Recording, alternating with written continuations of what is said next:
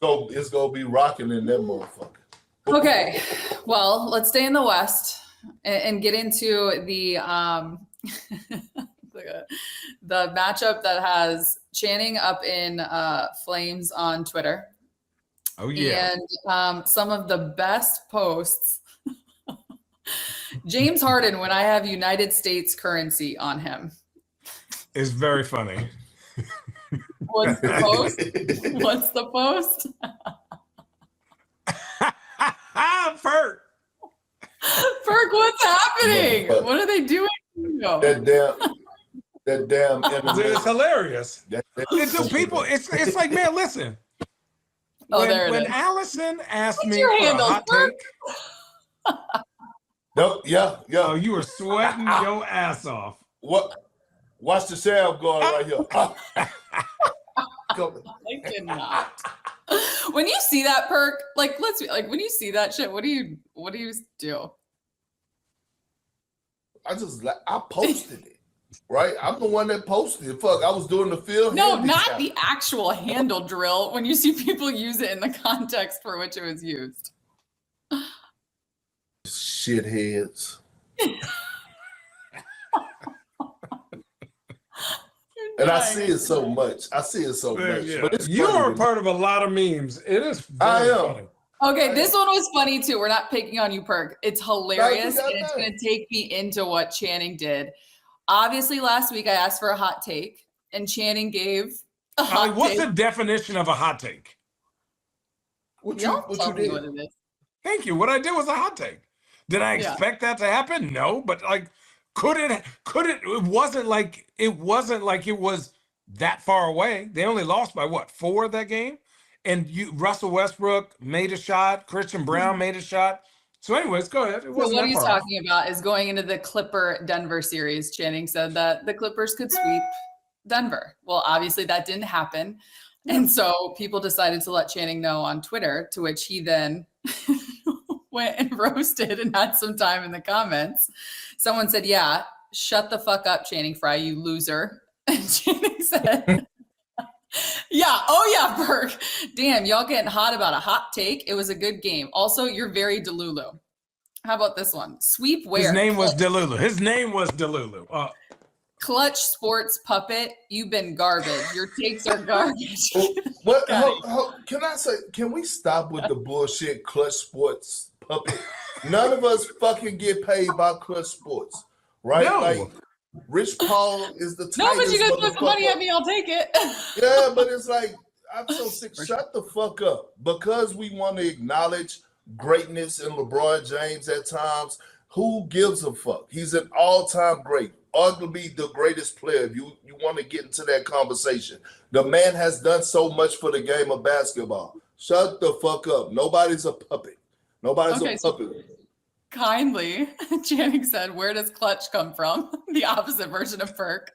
I don't even work for them. Is this a bot? Also, yelling at me on X rather than celebrating a very good win shows you need to go touch some grass, which, by the way, it was Earth Day yesterday. I hope you all touched grass and hugged a tree. Yeah, and get some friends. And then lastly, and we'll dive into the series, folks out here emotional like you stole their girl from them. Wildness. Yeah. You know what? Blame Allie Clifton for asking the question. All right, well, I'm here. So this series, y'all, I mean, who? Kawhi who? What? We're coming back to LA. What are we going to get? I have not been this impressed in a game in a long time because of the simplicity of how he is scoring and the difficulty in the emotionless manner that he does these things. It's like he's just going through a workout. I counted. He only took 5 dribbles twice to get his points. Most of them were 3 dribble pull-ups, 2 dribble pull-ups, 4 dribble post-ups. I mean, nothing was crazy. He might hit you with a little quick in and out. Might hit you with a bing, bing, pull-up. And then defensively, whoever he's guarding, you just don't exist, big dog. We just call, listen, we should call, what's the invisible blanket from Harry Potter? That's what we're going to call him. Because you don't exist. He's next to you. They don't even go watch the game tomorrow or tonight.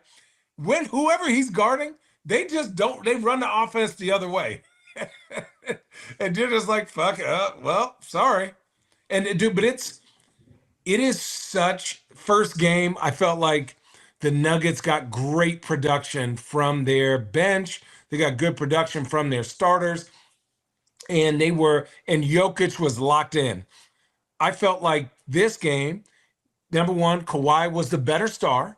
Two, the non-Zoo minutes were huge, right? So Zoo does a really good job of just making Jokic, when Zoo's on Jokic, they stay at home and make Jokic a scorer.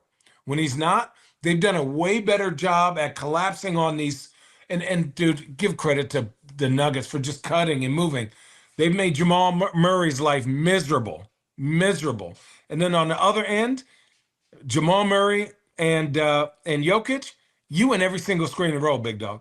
Every single one. And then they had to double team at half court because they were hitting. And now it's swing, Derrick Jones Jr., Norman Powell starting to get a little bit of a rhythm. He's been a little lackluster for me, but man, I felt like this is going to be that series. Whoever stars better in making that other team adjust is going to win the game. I'm with you. And look, gang, they should be up 2-0, to be honest with you. The Clippers should be up 2-0. I called out my guy T. Lue. I thought game one, less Norman Powell and more Nicholas Batum. In game one, they walk out of there with a victory. I didn't know that Nicholas Batum was on minute restriction, right? So I didn't know that till after I called my guy T. Lue out, and then he won game two.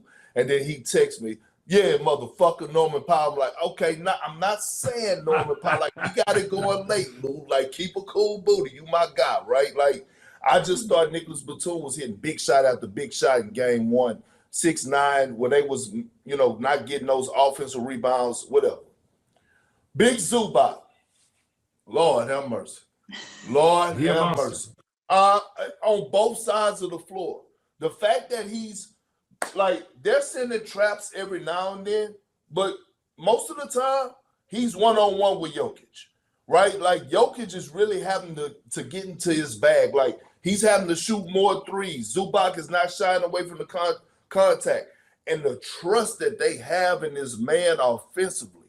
Like, I don't think people realize how valuable it is to have a high IQ big that you could hit in a short roll, and he's able to make those decisions. He is dropping dimes. He's already going to get you to 16 and 12, 20 and 10, but now he could get you 4 or 5 assists. He's going to get the blocks, and I'm like, oh, God. And then his hands are some of the best in the NBA for the fact that, and I played with Amari Stoudemire, and it's not that Amari catches the ball. When Steve throws him the ball, he's running. And he's not just looking at the ball when he catches it. He's looking at who's coming in these rotations as he catches the ball in a position of strength and making the right reads 90% of the time. That's what makes you dangerous. Not a guy who could just roll and dunk. Roll, catch, look, wait a second, left hand, right hand, one dribble, kick, the little dump pass. Like, dude, I knew Zoo was going to be good. I played with him for a little bit in the Lakers. And they gave him away for a button and 2 farts. And man, dude, this dude just works. He just works and works and works and plays the game with no fear and physicality and just he be trying to punch on people too. But like, it's awesome to watch. He bust my ass when we were in the G League. No lie, gave me that work when I was trying to get back in the thick of things. Yeah. James Harden he's good. James Harden take a lot of criticism, but James Harden has been the table setter. Like, Tommy's picking and choosing his spots when he's going to be aggressive offensively. Before as being the pure point guard on that team and being a leader, he does not get enough credit for what he has brought to the table. Right? Derrick Jones Jr., Chris Dunn has been a fucking pest. Nobody talk about him enough. His journey, right? Like being drafted, as a lottery pick, bounced around the league, out the league, and now all of a sudden a coach believe in you and you're playing your role to the T. Now he's gonna have to knock down that corner 3 consistently right? But just give me one. Damn. Yeah, but when he brings defensively, this is why Jamal Murray is having problems. That series, and then Allen, Shannon, Kawhi, motherfucking Leonard, Jordan. God bless America. Let me start off by saying what a story. That is a story. I thought, like, beginning of the season, from what happened in the Olympics, we didn't know. It was the unknown. We didn't know what was going on with Kawhi knee. It was he's supposed to come back this date. All of a sudden, there's no timetable. I said publicly, I'm like, hey, like, from a place of concern, are we like looking at this for as him having a conversation of retirement? He like, Perk, sit your big ass down and watch me be ready for the postseason. God bless America. On both ends of the floor, like, and shooting at a high clip, the way that Kawhi is doing it, I don't know anybody in the league, and again, it's an appetizer. We're only 2 games in each series, but I don't know if it's a guy in the league that's playing better basketball right now than Kawhi Leonard. Right now, in this sample size, he's the best player in the postseason. I don't think it's close. As in, he is. Channing, you're agreeing? Yeah. Oh, yeah. I don't even think it's close. I just think you look at, number one, who he's going against, the matchup, the shots he's taking, the consistency of how he's like the shot making, the defense, his impact on the game.